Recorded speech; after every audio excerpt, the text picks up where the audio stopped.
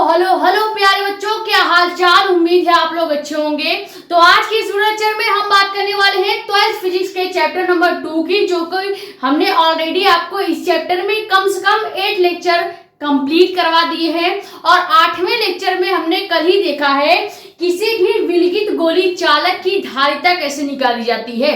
Chapter number 2 की अगर बात करें तो इसमें लगभग 11 लेक्चर लगने वाले हैं और इसमें कम से कम 8 से 9 इंपॉर्टेंट डेरिवेशन है।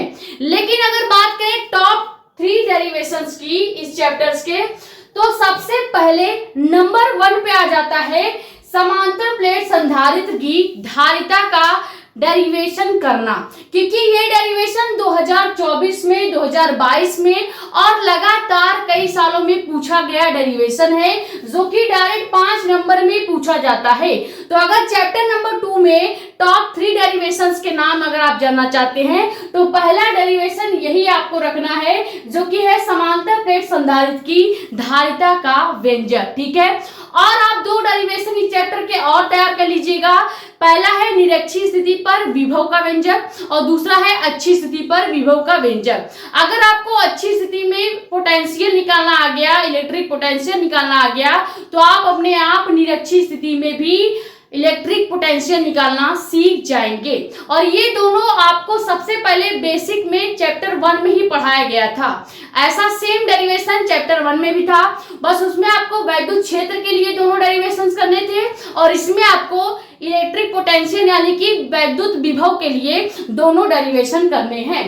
तो नंबर 1 डेरिवेशन अगर इस चैप्टर की बात करें, सबसे ज्यादा इंपॉर्टेंट डेरिवेशन कौन सा है जो बोर्ड एग्जाम में ज्यादा इस चैप्टर से पूछा जाता है, तो ये यही डेरिवेशन है जो आज के इस वीडियो लेक्चर में हम कराने वाले हैं। ठीक है, फिर से बोल रहे हैं कि 2024 के पेपर में आया था, जब मैंने बोर्ड एग्जाम दिया था तो ये पेपर में एग्जैक्ट क्वेश्चन आया था और 5 नंबर का ये डेरिवेशन आया था। ठीक है, जैसे एक दिन पहले मैंने ये डेरिवेशन पढ़ा था और उसके अगले ही दिन फिजिक्स के पेपर में ये एग्जैक्ट क्वेश्चन देखने को मिला था, जिसमें डायग्राम के साथ मैंने प्रॉपर डेरिवेशन वहां पे किया था, तो उसका पूरा 5 नंबर मुझको मिला होगा। ठीक है, अब देखो इसको करना कैसे है। डेरिवेशन को स्टार्ट करने से पहले आपको बता दें कि कम से कम आपको इस चैप्टर का एक टॉपिक आना चाहिए कि धारिता क्या होती है। धारिता क्या है यानी कि कैपेसिटी क्या है, और कैपेसिटी को प्रभावित करने वाले फैक्टर्स यानी कारक क्या हैं, ये आपको हमने लेक्चर नंबर 7 में कंप्लीट करवाया है। लेक्चर नंबर 7 आपको कहां पे देखने को मिलेगा, तो प्लेलिस्ट बना दी गई है, क्लास 12 फिजिक्स 2027 के नाम से नई प्लेलिस्ट बनाई गई है। चैप्टर 1 से लेके चैप्टर 2 तक जितने भी वीडियो या टॉपिक अभी तक पढ़ाए गए हैं या कराए गए हैं, वो सभी वीडियोस या टॉपिक वहां पे आपको देखने को मिल जाएगा। टॉपिक को स्टार्ट करते हैं, लेकिन अगर आप चैनल पे नए हो तो चैनल को सब्सक्राइब कर देना, ताकि ऐसी ही इंफॉर्मेटिव और इंपॉर्टेंट वीडियोस आपके पास आती रहे। ज्यादा से ज्यादा वीडियो कर दो शेयर, ताकि और भी लोग जुड़ जाए। बाकी अपने कमेंट शेयर आउट आप यहाँ पे, या मेरा इंस्टाग्राम आईडी भी है मेडिको स्टूडेंट साक्षी मिश्रा नाम से, वहां पे भी अपने डाउट्स पूछ सकते हैं। अब देखो, इस डेरिवेशन को समझने से पहले आपको 2 शब्द का मतलब पता होना चाहिए। पहला डेरिवेशन में शब्द आया है समांतर प्लेट संधारित्र, यानी कि कैपेसिटर क्या होता है, संधारित्र क्या होता है, पहले आपको ये समझना चाहिए। उसके बाद दूसरा शब्द आ रहा है कि संधारित्र की धारिता यानी कि कैपेसिटी क्या होती है। अब कैपेसिटी लेक्चर नंबर 7 में बता रखा है, लेकिन यहाँ पे आपका जानना जरूरी है, इसीलिए डिफिनीशन यहाँ पे बता देते हैं। अगर किसी चालक के द्वारा आवेश ग्रहण करने की जो क्षमता होती है, उस क्षमता को ही हम क्या कहते हैं, कैपेसिटी नाम देते हैं। जैसे मान लो मैंने आपको एक छोटा सा ग्लास दिया है, अब उस ग्लास में आप उतना ही पानी रख पाओगे जितना उसका पानी रखने की क्षमता होगी। अगर उससे ज्यादा पानी आपने उसमें भरने की या रखने की कोशिश की तो पानी उस ग्लास से क्या होने लगेगा, गिरने लगेगा। यानी आपने क्या कर दिया, कैपेसिटी से ज्यादा उसको पानी दे दिया है। इसीलिए इसी तरह से सेम अगर हम एक चालक ले लें, मान लो मैंने एक इस तरह से चालक तार ले लिया और इसकी कैपेसिटी कम से कम 5 से 7 आवेश यानी चार्ज को रखने की है, और मैंने यहाँ पे इतने सारे चार्ज दे दिए जितना इसकी कैपेसिटी नहीं है, तो ये क्या करेगा, केवल उतना ही चार्ज अपने पास रखेगा जितना इसकी आवेश को धारण करने की क्षमता होगी, यानी जितना इसकी आवेश को रखने की कैपेसिटी होगी। ठीक है, ये समझ में आ गया। अगर आप डिफिनीशन लिखना चाहते हैं धारिता का यानी कैपेसिटी का, तो लिख सकते हैं किसी चालक के द्वारा आवेश को ग्रहण करने की क्षमता ही उसकी कैपेसिटी कहलाती है, धारिता कहलाती है। अब अगर आपको धारिता समझ में आ गया है तो आपको कैपेसिटर भी आराम से समझ में आ जाएगा, यानी संधारित्र भी आराम से समझ में आ जाएगा। संधारित्र होता क्या है, तो फिजिक्स में इसको एक उपकरण की तरह यूज किया जाता है। ये एक इलेक्ट्रॉनिक उपकरण होता है, एक ऐसा इलेक्ट्रॉनिक उपकरण जिसके ना तो आकार में कोई परिवर्तन लाया जाता है और ना तो किसी आकृति में परिवर्तन लाया जाता है। सीधे सीधे अगर डिफिनीशन लिखना चाहें तो लिख क्या सकते हैं कि ऐसा उपकरण जो चालक के ना ही आकार में परिवर्तन ला रहा है और ना ही चालक के आयतन में कोई बदलाव कर रहा है, बिना आकार और आयतन में बदलाव किए ही ये उस चालक की धारिता यानी आवेश धारण करने की जो क्षमता है उसको बढ़ा देता है। सीधे सीधे एक लाइन में अगर कहना चाहो तो आप कह सकते हैं कैपेसिटर एक ऐसा उपकरण है जो किसी चालक की धारिता को बढ़ा देता है। ठीक है, ये आप कह सकते हैं। और अगर आप डिफिनीशन लिखना चाहें तो आप लिख सकते हैं, हेडिंग डाल लीजिएगा संधारित्र, लिखेंगे क्या, ऐसा इलेक्ट्रॉनिक उपकरण जो किसी चालक के आकार में या उसके आयतन में कोई चेंज नहीं करता, कोई बदलाव नहीं करता, लेकिन उस चालक के जो आवेश ग्रहण करने की क्षमता है यानी धारिता है, उसकी कैपेसिटी है, उसको बढ़ा देता है। ये दोनों शब्द का मतलब आपको पता चल गया होगा। आप समझते हैं कि किसी समांतर प्लेट की संधारित्र की धारिता का व्यंजक कैसे निकाला जाता है। सबसे पहले इसको डायग्राम बना के समझेंगे। यहाँ पे संधारित्र का डिफिनीशन हम मिटा देते हैं, आप लिख लीजिएगा इसको वीडियो पीछे करके। ठीक है, अब देखो, जब हमें समांतर प्लेट संधारित्र की धारिता निकालनी है तो सबसे पहले हम क्या करेंगे, सबसे पहले हम मानेंगे कि हमको दो समांतर प्लेट x तथा y दिया गया है। ठीक है, मान लेते हैं एक समांतर प्लेट ये हो गया। ठीक है, एक समांतर प्लेट ये हो गया जिसका नाम x है। ठीक है, सेम उसी के सामने थोड़ी सी दूरी पर हमने एक और समांतर प्लेट ले लिया जिसका नाम y है। यहां तक आपको क्लियर हो गया। पहला समांतर प्लेट हमने लिया जिसका नाम x रख देंगे, दूसरा समांतर प्लेट हम लेंगे जिसका नाम y रख देंगे। ठीक है, अब मान लेते हैं कि इस x जो प्लेट है, मान लेंगे कि x प्लेट को हम प्लस q चार्ज देते हैं, यानी प्लस q आवेश दिया जाता है। अब जैसे ही इस समांतर प्लेट x प्लेट को हम कोई भी प्लस q चार्ज देंगे तो याद रखिएगा, जब दो समांतर प्लेट एक दूसरे के आमने सामने रखे होते हैं तो इनके बीच प्रेरण स्टार्ट हो जाता है। प्रेरण क्या होता है तो आपने अभी आगे चैप्टर नंबर 5 में आप पढ़ेंगे स्वप्रेरण गुणांक और अन्योन प्रेरण गुणांक। लेकिन उसके पहले एक छोटा सा टॉपिक समझ लेते हैं, प्रेरण क्या होता है। जैसे अगर दो समांतर प्लेट को एक दूसरे के बहुत ही पास रखा जाए तो पहले समांतर प्लेट में जो भी चार्ज होगा वो कहां पे आ जाएगा, दूसरे समांतर प्लेट में आ जाता है। लेकिन अंतर ये है कि पहले समांतर प्लेट को अगर आपने प्लस q चार्ज दिया है तो दूसरे समांतर प्लेट में आवेश तो आएगा प्रेरण की वजह से, लेकिन ये आवेश उतने ही मात्रा में माइनस q चार्ज में दूसरे वाले प्लेट के भीतर आ जाता है। ये समझ में आ गया। और ये पूरी जो प्रोसेस है, इसी प्रोसेस को प्रेरण नाम दिया गया है। क्लियर हुआ, यानी कि सीधे सीधे सबसे पहले हम मान लेते हैं कि हमने दो प्लेट x तथा y लिया है। अब मानते हैं कि समांतर प्लेट x को हमने प्लस q चार्ज दिया है। अब जैसे ही किसी एक प्लेट को आवेश दिया जाएगा तो प्रेरण के कारण, प्रेरण का घटना ये होता है कि जब दो समांतर प्लेट को एक दूसरे के बहुत ही करीब रखा जाएगा तो पहले प्लेट में जो भी आवेश होगा, जो भी चार्ज होगा, वो प्रेरण के कारण दूसरे प्लेट में चला जाएगा। लेकिन प्रेरण यह कहता है कि अगर पहले प्लेट में प्लस q चार्ज है तो वो दूसरे प्लेट में जाएगा तो उतनी ही मात्रा में चार्ज, लेकिन यहाँ पे अगर प्लस चार्ज है एक्स पे तो वाई प्लेट पे जाते जाते वो माइनस चार्ज में कन्वर्ट हो जाएगा। ये होता है प्रेरण की घटना। इतनी समझ में आ गई। अब क्या करेंगे, मान लेंगे ये जो प्लेट है इसको हमने इस तरह से बना दिया और वाई प्लेट को भी हम इस तरह से बना देंगे और यहाँ से एक तार निकलेगा जो इस तरह से नीचे की तरफ लटका होगा। इधर के प्लेट से भी एक तार निकलेगा जो यहाँ पे नीचे पृथ्वी से यानी कि ग्राउंड से जोड़ दिया जाएगा। ठीक है, ग्राउंड से जोड़ दिया जाएगा, पृथ्वी से जोड़ दिया जाएगा। यानी सबसे पहले हमने चार्ज दिया एक्स प्लेट को, एक्स प्लेट पे जो भी चार्ज होगा वो प्रेरण के कारण वाई प्लेट पे चला जाएगा, लेकिन यहाँ पे प्लस चार्ज था, यहाँ पे आते ही वो माइनस चार्ज में कन्वर्ट हो जाएगा।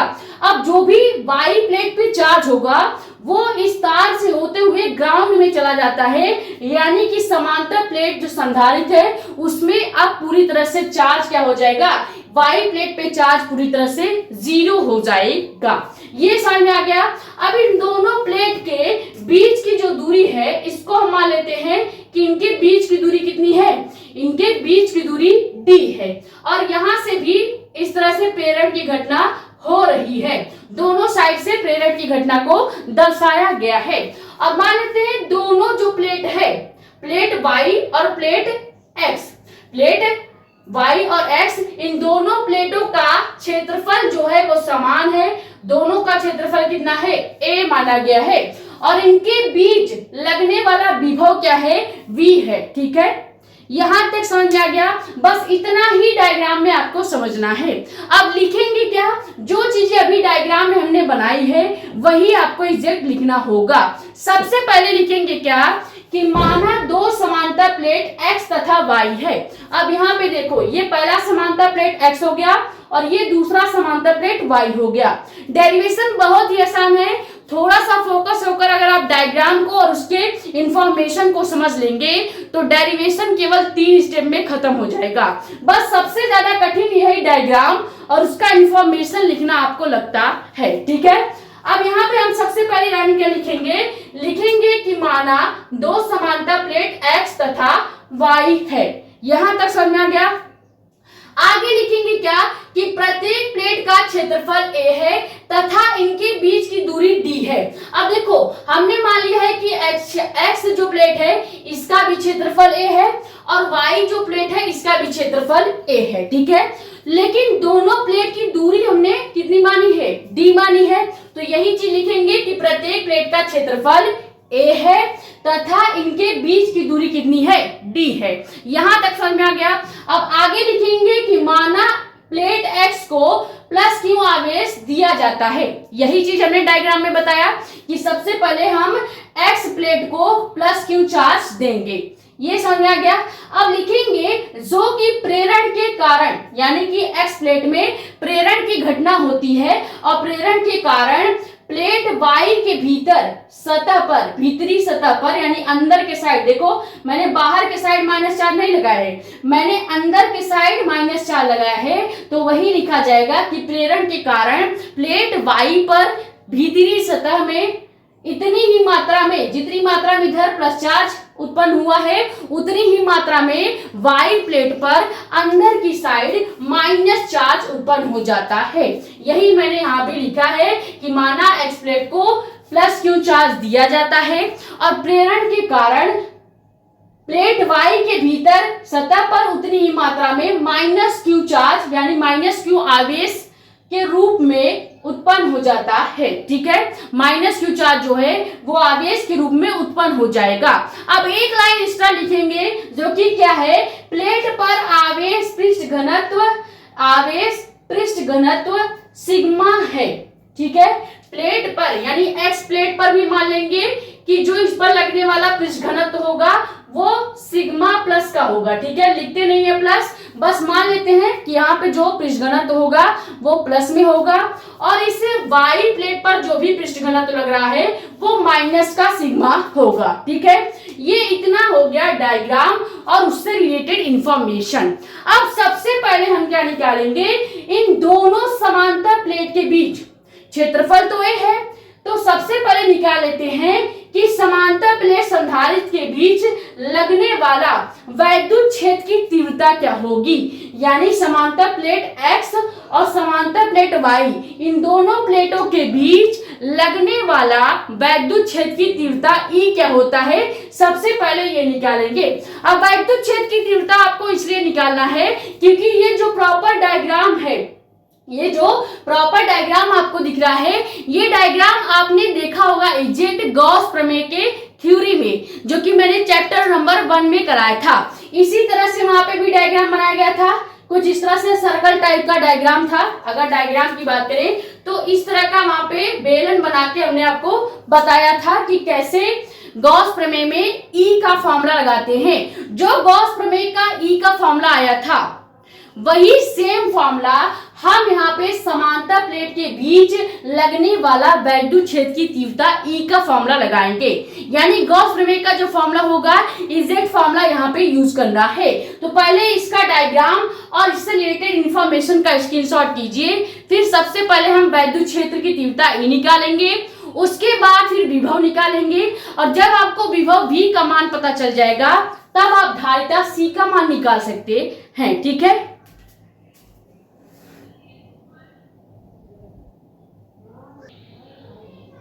तो डेरिवेशन में सबसे पहला स्टेप क्या लिखेंगे, लिखेंगे समांतर प्लेट संधारित्र के बीच वैद्युत क्षेत्र की तीव्रता E का मान कैसे निकाला जाएगा।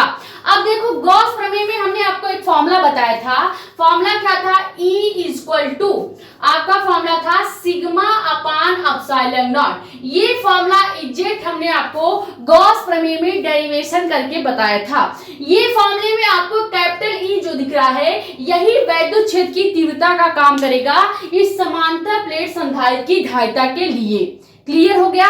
तो अब आपका अगर ये सवाल होगा कि ये फॉर्मूला कहां से आया है, तो हमने गॉस प्रमेय का जो फॉर्मूला था उस फॉर्मूले को यहां पर यूज किया है। क्लियर हो गया। तो समांतर प्लेट संधारित्र के लिए या उसके बीच लगने वाला जो वैद्युत क्षेत्र की तीव्रता है, उसका फॉर्मूला हो जाएगा E equal to sigma upon epsilon not. अब सिग्मा क्या है, तो अभी हमने आपको बताया कि X प्लेट पर जो सिग्मा है वो X का क्या हो जाएगा, पृष्ठ आवेश घनत्व हो जाएगा, और Y प्लेट पे जो सिग्मा लग रहा है वो Y प्लेट की पृष्ठ आवेश घनत्व हो जाएगा।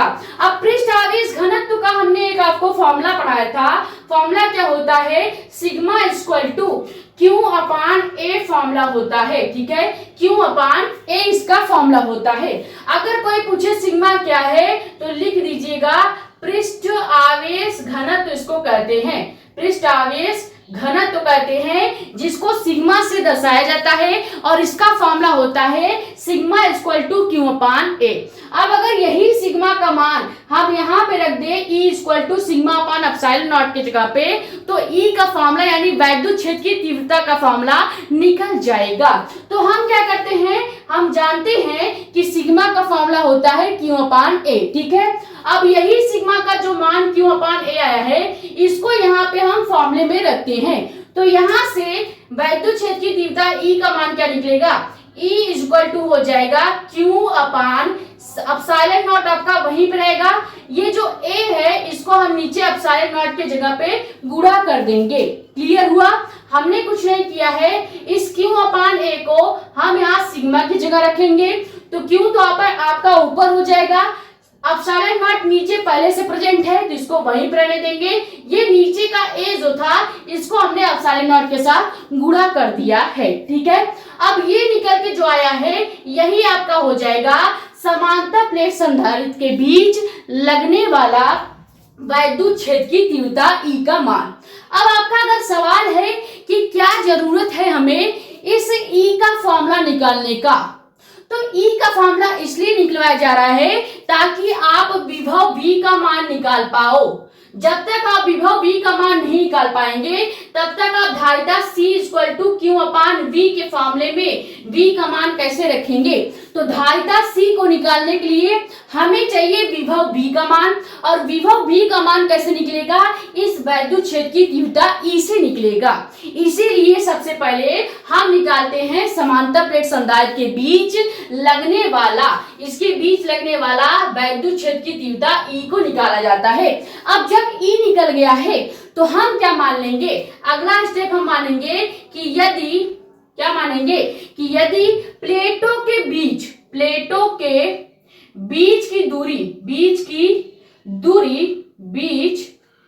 की जो दूरी है, दूरी d हो, ठीक है, बीच की दूरी d तथा इनके बीच की दूरी तो हमने d लिख दी, तथा लगने वाला विभव जो होगा, तथा विभव v हो तो फॉर्मूला क्या होगा, यानी कि जब हम वैद्युत क्षेत्र E का मान निकालेंगे तो हम मान लेते हैं, अगला स्टेप क्या करेंगे, मानेंगे कि यदि प्लेटों के बीच की जो दूरी है वो d है। ये हमने पहले ही बताया था कि x समांतर प्लेट और y समांतर प्लेट, इन दोनों समांतर प्लेट संधारित्र के बीच की दूरी कितनी है, d है। तो यही चीज हम लिखेंगे कि यदि प्लेटों के बीच की दूरी d हो जाए और इनके बीच लगने वाला जो विभव है वो हम v मान ले, तब यहाँ पे फॉर्मूला क्या बनेगा, तो यहाँ पे फॉर्मूला बन जाता है E = v/d। अब यहाँ पे ध्यान देना, वैसे तो E का फॉर्मूला होता है v/L, ठीक है, v/L होता है, लेकिन हमने दोनों समांतर प्लेट के बीच की दूरी क्या मानी है, d मानी है। तो समांतर प्लेट के लिए हम E का फॉर्मूला जो लगाएंगे वहां पे v/L की जगह v/d लिया जाएगा। अब ये आपका डाउट क्लियर होना चाहिए कि E का फॉर्मूला तो v/L होता है, लेकिन यहाँ पे v/d क्यों लिया जा रहा है, क्योंकि दोनों समांतर प्लेट की दूरी हमने यहाँ पे d मान रखी है। अगर हमने इसके बीच की दूरी L माना होता तो यहाँ फॉर्मूले में E = v/d की जगह v/L लिखा जाता। यहाँ तक क्लियर हो गया।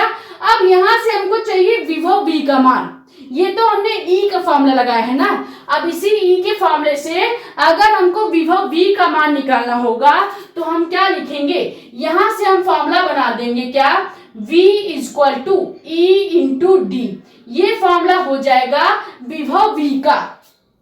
इसी विभव v का फॉर्मूला बनाने के लिए सबसे पहले हम यहाँ पे E का मान निकालेंगे। अब यहाँ पे E का मान क्यों निकाला गया है समझ में आ गया, ताकि हम यहाँ से विभव v का मान निकाल सके। अब हम क्या करेंगे, v = E × d का जो फॉर्मूला आया है, इस फॉर्मूले में सिंपली ये जो हमने अभी वैद्युत क्षेत्र की तीव्रता E का फॉर्मूला बनाया है Q/ε0 × A, इस पूरे वैल्यू को इस वाले इक्वेशन में रख देंगे, ठीक है। हम मान लेते हैं कि हमने समीकरण 1 बना दिया है। अब समीकरण 1 में जो E का मान है उसको हम समीकरण 2 में रख देते हैं, ठीक है। यहां तक क्लियर हुआ। तो पहले इन दोनों इक्वेशन का स्क्रीनशॉट कीजिए, फिर हम विभव v के फॉर्मूले में इस वैद्युत क्षेत्र की तीव्रता E का मान रखेंगे और यहां से विभव v का मान निकालेंगे। जैसे ही विभव v का मान आएगा वैसे ही हम धारिता C का फॉर्मूला लगाएंगे जो कि होता है Q/V। क्लियर।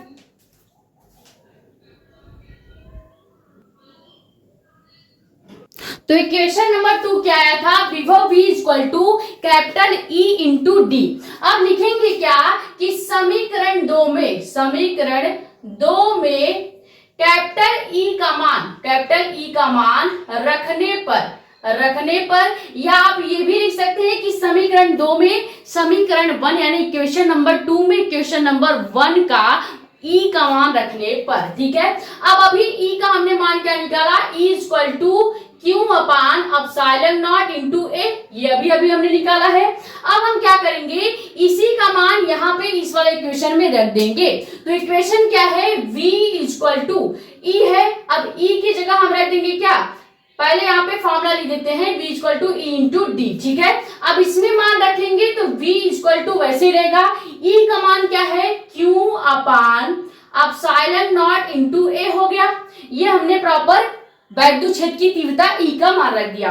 अब इसका गुणा कर देंगे इस स्मॉल d के साथ, ये हमारा क्या निकल के आ जाएगा, ये निकल के आ जाएगा विभव v का मान। विभव v का मान कैसे निकलेगा, हम मान लेंगे कि इन दोनों प्लेटों के बीच की दूरी d है और इनके बीच लगने वाला विभव v है। तो वहां से हमने फॉर्मूला बनाया क्या, E = Q/V, ठीक है। E = V/d हमने फॉर्मूला बनाया। अब इसी फॉर्मूले से हमने v का फॉर्मूला बना लिया E × d। जब यहाँ पे v = E × इंटू डी हो जाएगा। तो आपको कुछ नहीं करना है, केवल इस इक्वेशन में इस ई का मान रख देना है जो कि यहाँ पे हमने रख रखा है। तो जैसे ई का मान रखेंगे जो कि q upon epsilon not into a होता है, तो इसका गुणा हम डी के साथ कर देंगे जो कि यहाँ पे ई के फॉर्मूले से आया था। क्लियर? तो ये हमारा क्या निकल जाएगा, विभव V निकल जाएगा। अब हम क्या निकालेंगे, अब हम निकालेंगे समांतर प्लेट की धारिता, समांतर प्लेट संधारित्र की धारिता, यही मेन इक्वेशन हमको निकालना है। अब धारिता C का फॉर्मूला हमने आपको पहले ही बता दिया था, C equal to Q upon V होता है। इसी विभव V के लिए हमने इतना बड़ा 2 स्टेप किया था, इसीलिए हमने E का मान भी निकाला था ताकि विभव B का मान निकल जाए। जब विभव B का मान निकल जाएगा तो हम सिंपली इस छोटे से फॉर्मूले में रख देंगे जो कि होता है C equal to Q upon V। अब यहाँ पे C क्या है, तो धारिता यानी कैपेसिटी को बताएगा, Q यहाँ पे आवेश को बताता है और V यहाँ पे विभव के बताता है। ठीक है, अब जैसे ही इस फॉर्मूले में विभव V का मान रखेंगे तो यहाँ से फॉर्मूला क्या बन जाएगा, फॉर्मूला बन जाएगा C इक्वल टू क्यू, आपका ऊपर वैसे ही रहेगा, नीचे V का मान क्या रखेंगे, V का मान यहाँ पे निकला है, ध्यान से देखो, Q upon epsilon not into A into D. ठीक है, तो यहाँ पे रखेंगे Q upon epsilon not into A into D. Clear? अब Q से Q कैंसिल आउट हो जाएगा, यहाँ पे एक आ जाएगा, तो यहाँ से C का जो फॉर्मूला बनेगा यानी कि समांतर प्लेट संधारित्र की धारिता C का जो मेन फॉर्मूला आएगा वो आ जाएगा क्या, वो आ जाएगा C इक्वल टू, ये एप्सिलॉन नॉट इंटू ए ऊपर जाएगा तो यहाँ आप लिख सकते हैं एप्सिलॉन नॉट इंटू ए ऊपर हो गया, और ये जो इंटू में डी लगा हुआ है ये बटे के नीचे हो जाएगा। ये हो जाएगा आपका समांतर प्लेट संधारित्र की धारिता का मेन फॉर्मूला। याद रखिएगा ये फॉर्मूला बहुत ही ज्यादा इंपॉर्टेंट है, इसी फॉर्मूले पर कई सारे न्यूमेरिकल पूछे जाते हैं। क्लियर?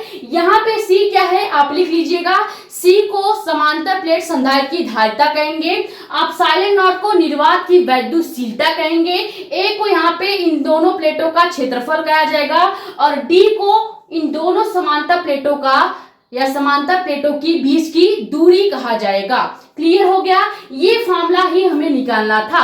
अब एक बात और याद रखिए, कभी कभी आपसे बोल देता है कि इन दोनों समांतर प्लेटों के बीच अगर हम कोई माध्यम का परावैद्युतांक के रख दें, यानी मान लो हमने इन दोनों समांतर प्लेटों को एक कांच के अंदर रख दिया या पानी के अंदर रख दिया, किसी एक माध्यम या कह सकते हैं मीडियम के अंदर रख दें, तब यहाँ पे धारिता C का फॉर्मूला क्या होगा, पूरा फॉर्मूला यही रहेगा, बस इसके आगे आपको माध्यम का परावैद्युतांक के लिख देना है।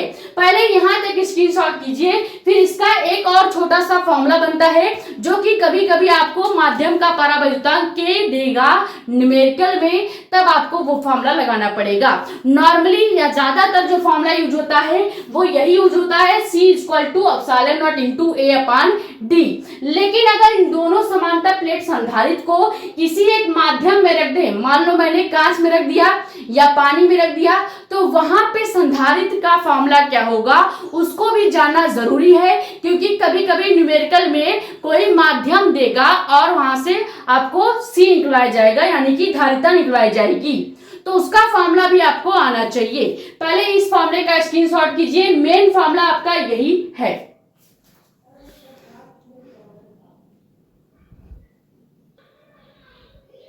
तो आगे धारिता का एक फॉर्मूला और हो जाता है जो कि क्या होगा, हम लिखेंगे कि यदि प्लेटों के बीच हमने के परावैद्युतांक का कोई माध्यम रख दिया है या कोई माध्यम मान लेते हैं इन दोनों प्लेटों के बीच भरा हुआ है या रखा गया है, तब इसे लगने वाली धारिता C का फॉर्मूला क्या हो जाएगा, पूरा फॉर्मूला वही रखेंगे, C equal to epsilon not into A upon D.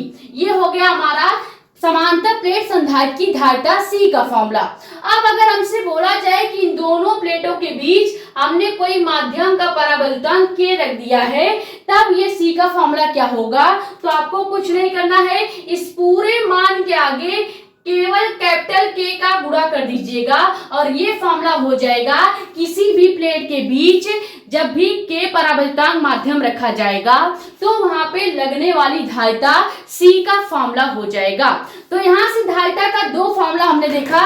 पहला बेसिक और मेन फॉर्मूला क्या है, C equal to epsilon not into A upon D. और दूसरा फॉर्मूला क्या है, जब माध्यम का परावैद्युतांक K दिया जाएगा किसी भी न्यूमेरिकल में, तब आप फॉर्मूला क्या लगाएंगे, C equal to K into epsilon not into A upon D. ठीक है, अब यहाँ पे C धारिता है, K माध्यम का परावैद्युतांक है, एप्सिलॉन नॉट निर्वात की वैद्युशीलता है, ए यहाँ पे दोनों समांतर प्लेट संधारित्र का क्षेत्रफल है और डी यहाँ पे इन दोनों प्लेटों के बीच की दूरी है। क्लियर हो गया। बस इतना ही छोटा सा डेरिवेशन था। थोड़ा सा फोकस होकर और पूरे ध्यान से अगर इस वीडियो को आप देखेंगे तो आपका एक एक डाउट क्लियर हो जाएगा। मैंने सबसे पहले डायग्राम को समझाया, फिर उससे रिलेटेड जो भी इंफॉर्मेशन थी उसको डिटेल में समझाया और 3 स्टेप में ये पूरा डेरिवेशन कंप्लीट हो जाएगा। अगर आपको इस डेरिवेशन का स्टेप याद रखना है तो आप याद रख सकते हैं EVC। EVC का मतलब क्या हो जाएगा, जैसे आप ABC याद करते हैं वैसे याद रख लीजिएगा EVC। E से हो जाएगा, पहले हमको इलेक्ट्रिक फील्ड निकालना पड़ेगा। डेरिवेशन का पहला स्टेप होगा कि पहले आप इलेक्ट्रिक फील्ड निकालेंगे। सेकेंड है V का हो जाएगा क्या, विभव निकालना, यानी कि इलेक्ट्रिक पोटेंशियल आपको निकालना होगा।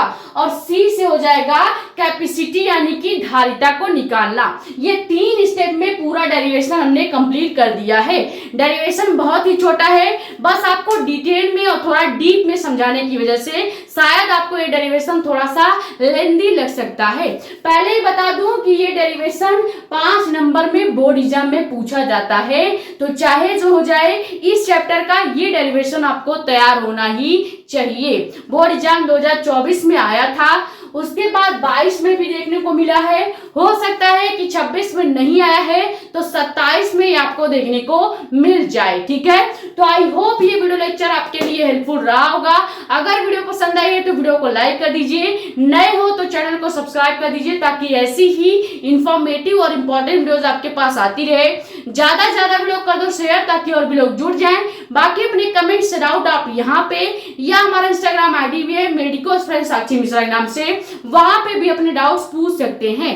कोई भी डाउट वैसे बचना तो नहीं चाहिए, लेकिन फिर भी अगर आपका कोई डाउट है तो सबसे पहले जो डाउट जहां भी आपका है वहां तक वीडियो फिर से देखिए। अगर नहीं समझ आ रहा है तो एक बार खुद से लगाने की कोशिश कीजिए, फिर भी अगर नहीं समझ आए तो आप हमसे पूछ सकते हैं। ठीक है, ये स्क्रीनशॉट कर लीजिए। मिलते हैं नेक्स्ट वीडियो में। Thank you so much.